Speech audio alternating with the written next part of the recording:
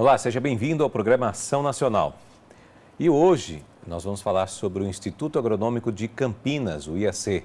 E vamos falar também sobre a história deste local que engrandece não só aqui a cidade de Campinas, mas toda a região aqui abrange, aliás, todo o país, podemos dizer assim, né? Obrigado pela sua presença, que eu estou aqui com o Marcos Antônio Machado, né? Ele que é o diretor-geral do IAC, Instituto Agronômico de Campinas. Obrigado, Marcos, pela sua presença.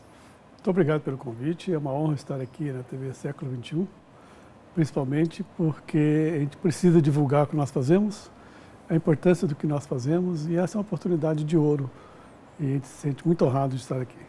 As pessoas que nos assistem aqui, muitos aqui da região de Campinas, né, aqui no interior de São Paulo, já vai saber quando se fala do IAC, né, o famoso IAC, Instituto Agronômico de Campinas. Mas a nível nacional, né, as pessoas podem entender o que é o IAC, né? E ele tem uma história magnífica que a gente vai contar para vocês aqui, que vale a pena vocês acompanharem esse programa hoje. O Instituto Agronômico foi fundado como Instituto, vamos falar assim, agronômico real, porque foi fundado pelo Dom Pedro II, há 132 anos atrás. Dom Pedro II era uma pessoa muito inteligente, talvez um dos maiores governistas do Brasil, né? Ele simplesmente enxergou que era extremamente importante estabelecer tecnologia agrícola, principalmente numa época em que o Brasil estava expandindo a lavoura cafeeira, e ele fundou o Instituto Agronômico para ser o Instituto do Café. Em 1800? 1932, 1887, por aí. Né? E, vamos falar, o Instituto Agronômico, na década de 10, aproximadamente, ele foi transferido do governo federal para o governo estadual, e depois se incorporou à Secretaria da Agricultura, aonde ele pertence hoje, à Secretaria, né? Então, é um instituto que nasceu com a vocação agrícola. Nossa missão é desenvolver a agricultura brasileira. E foi graças às pesquisas desenvolvidas pelo agronômico em todos esses anos que várias cadeias de produção atingiram o estágio que estão. Em que, de modo geral, se você soma a agricultura brasileira, o agronegócio, eles estão aí porque eles tiveram tecnologia. E essa tecnologia foi gerada com ciência, foi gerada com pesquisa científica ao longo desses séculos, né? Então, o Instituto realmente ele é o precursor do desenvolvimento agrícola do Brasil, né? E foi modelo para várias outras instituições. A própria Embrapa se espelhou um pouco do Instituto Agronômico para se estruturar na década de 70, de 1970, Instituto Agronômico do Paraná e outros institutos do Brasil se espelharam no modelo agronômico de geração de conhecimento, de tecnologia e principalmente de transferência de tecnologia ao agricultor, que não basta produzir conhecimento só. Conhecimento é o alicerce da casa. Você tem que fazer as paredes da casa, que representam o produto que o agricultor vai poder utilizar para ser mais competitivo, para que a sua atividade agrícola seja realmente rentável e o mantenha na atividade e não o expulse para as cidades. Então, o Instituto tem essa participação na história da agricultura brasileira e nasceu forte com o café, depois ele cresceu em outras cadeias. Pegou o auge do café. Pegou o auge do café, pegou todo o auge as baixas do café, né?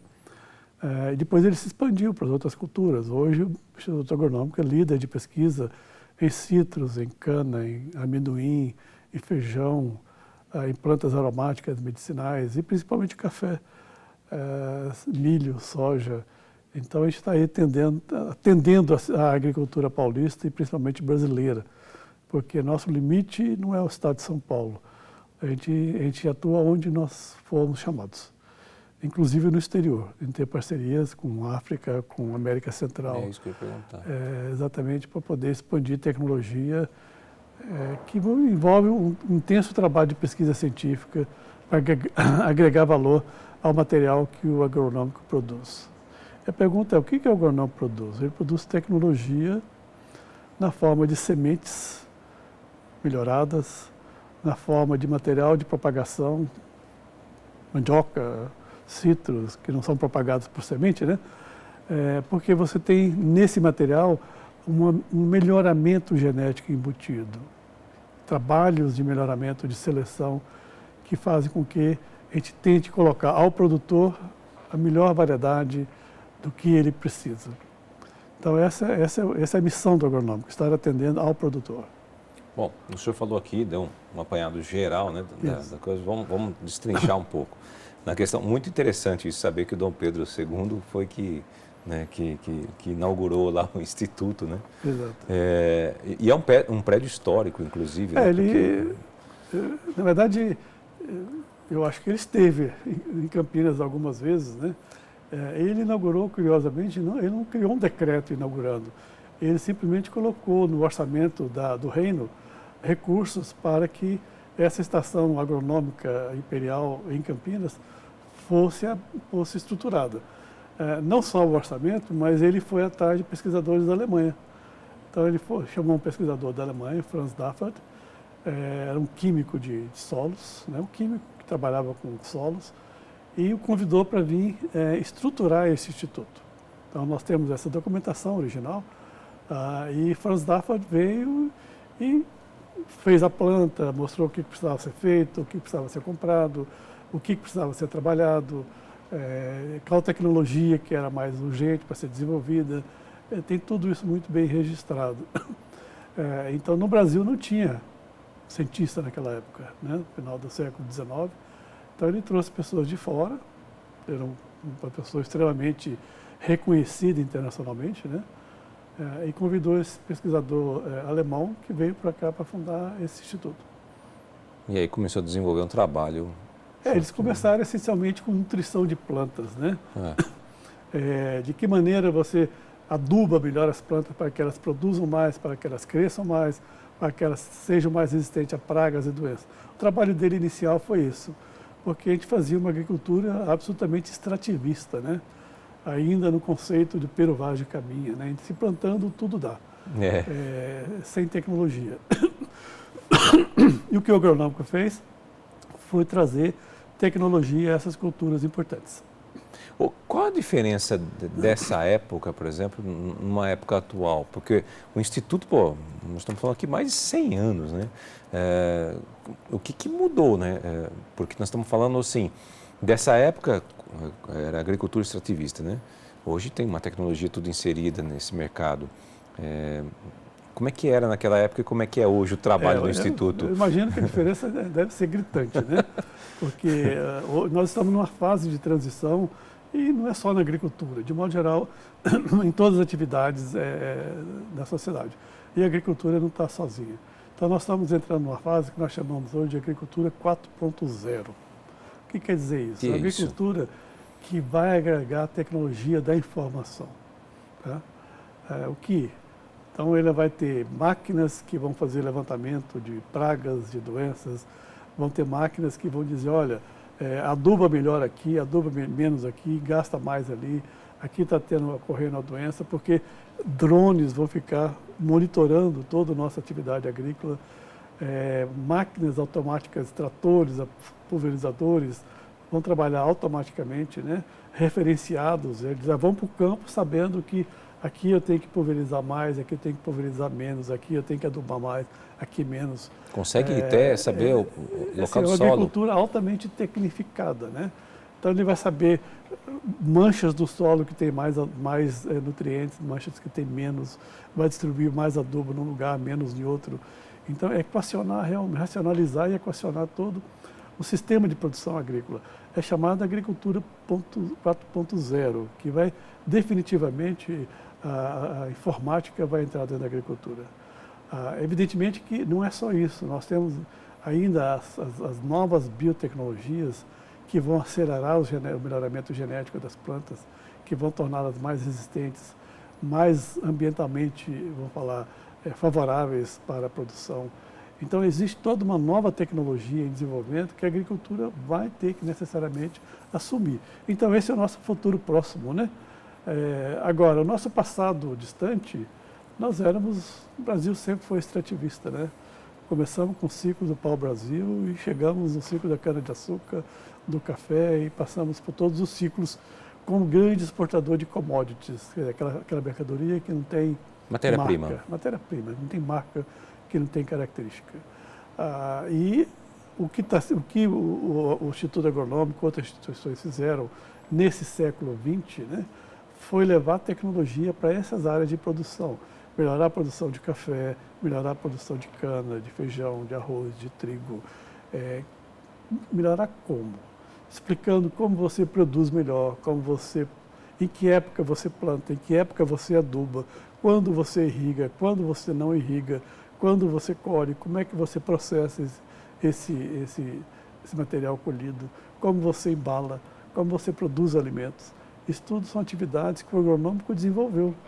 Tanto que desenvolveu que dele nasceram alguns institutos. Um deles, o mais conhecido nosso da região de Campinas, é o Instituto de Tecnologia de Alimentos, que nasceu dentro do agronômico.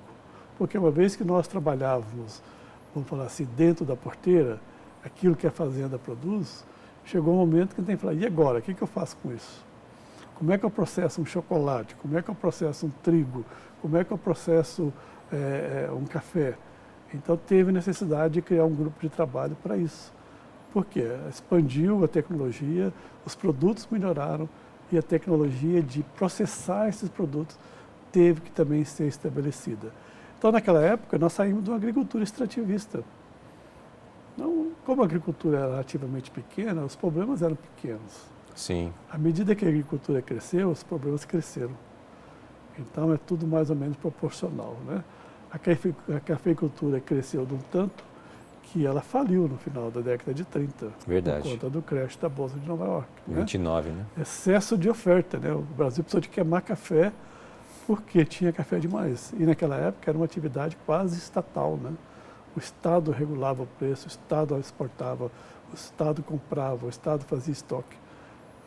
Isso a gente aprendeu que nem sempre é viável, porque existe uma coisa chamada mercado, né? Infelizmente isso funciona hoje no contexto mundial.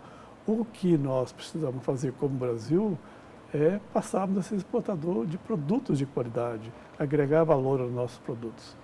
O Brasil é realmente o celeiro do mundo.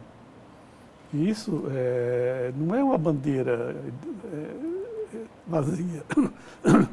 Nós produzimos alimento para grande parcela da humanidade.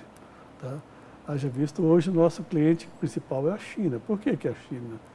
Porque eles têm mais de 1 bilhão de pessoas para alimentar e não tem terra suficiente para produzir, nem condições que nós temos, né? Então, quando a gente fala que o Brasil foi, em certo aspecto, favorecido pela natureza, foi.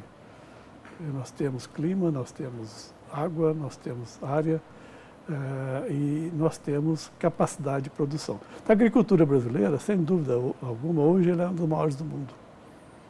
E pode se tornar maior. Maior ainda. E se nós analisarmos superficialmente a economia brasileira, quando você separa os setores, né, primária, agricultura, secundário, indústria, terciário, serviço, aonde o Brasil é competitivo? No setor agrícola.